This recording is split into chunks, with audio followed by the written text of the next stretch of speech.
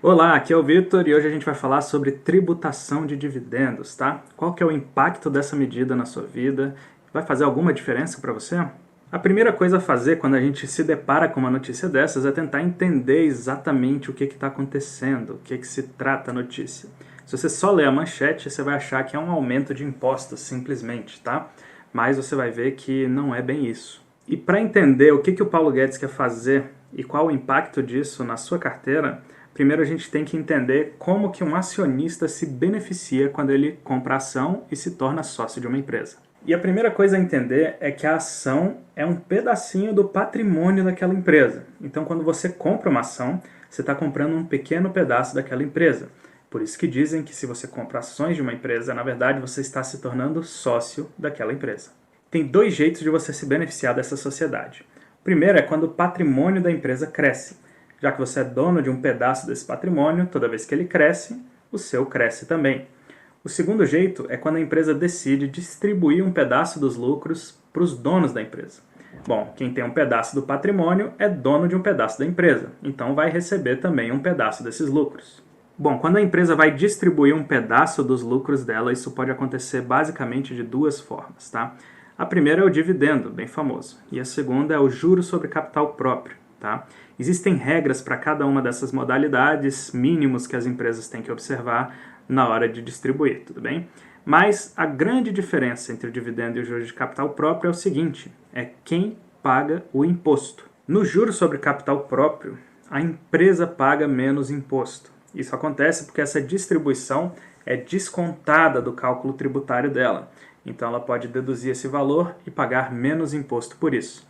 Então você que recebe o juro sobre capital próprio acaba pagando o imposto e não a empresa. É só se lembrar da sua declaração anual lá do imposto de renda, né? Tem uma aba que é rendimentos isentos de imposto, e ali você declara seus dividendos, e tem uma aba lá que é de rendimentos tributáveis, e lá você declara o juro sobre capital próprio. Bom, quando a empresa paga o dividendo, ela já recolheu o imposto sobre isso. Então, se a empresa já recolheu, você fica isento. Bom, então do que se trata esse projeto de tributar os dividendos? A empresa vai pagar o imposto e depois você vai pagar o imposto também? Vai ter dupla tributação? Como é que vai ser? Bom, então a ideia com a tributação dos dividendos é que os dividendos sejam tributados, mas que o lucro das empresas não seja tão tributado assim.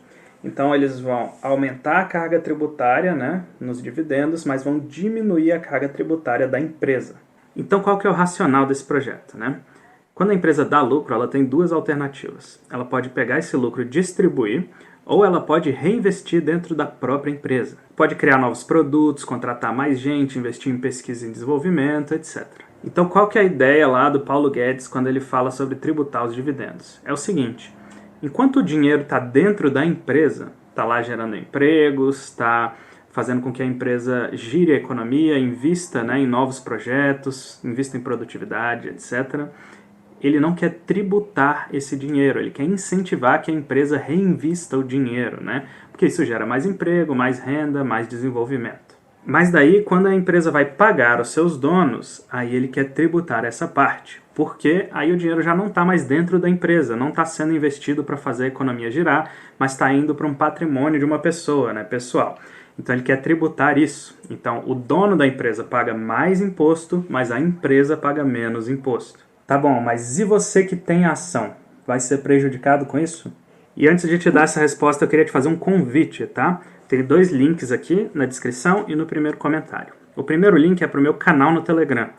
Lá eu compartilho conteúdo gratuitamente sobre mercados, investimentos, ações, opções, economia, etc. Tá? É grátis. Tem um grupo lá de bate-papo para a gente trocar ideia, vocês mandarem dúvidas e tudo mais. Então recomendo que você clique aqui e entre lá no canal do Telegram, que é bem legal.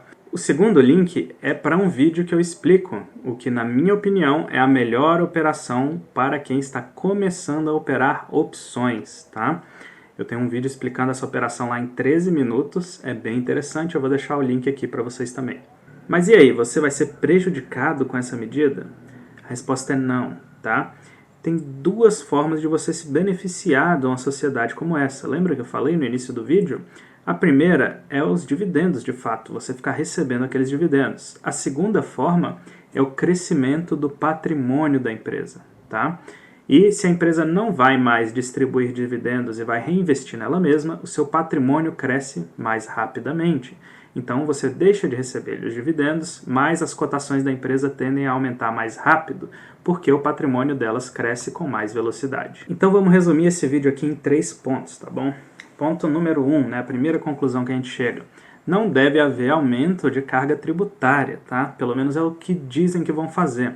Vão fazer com que o aumento do imposto sobre o dividendo seja compensado na diminuição de impostos sobre as empresas. Então, o dono da empresa paga mais imposto e a empresa que gera renda, empregos, etc., paga menos imposto. Conclusão número 2, o investidor não deve ser prejudicado por causa de uma medida dessas, porque a empresa vai provavelmente deixar de distribuir ou distribuir menos dividendos, mas por outro lado o patrimônio dela cresce mais rápido, porque ela reinveste mais dentro da própria empresa. E conclusão número 3, ainda vale a pena investir em boas empresas para o longo prazo, tá?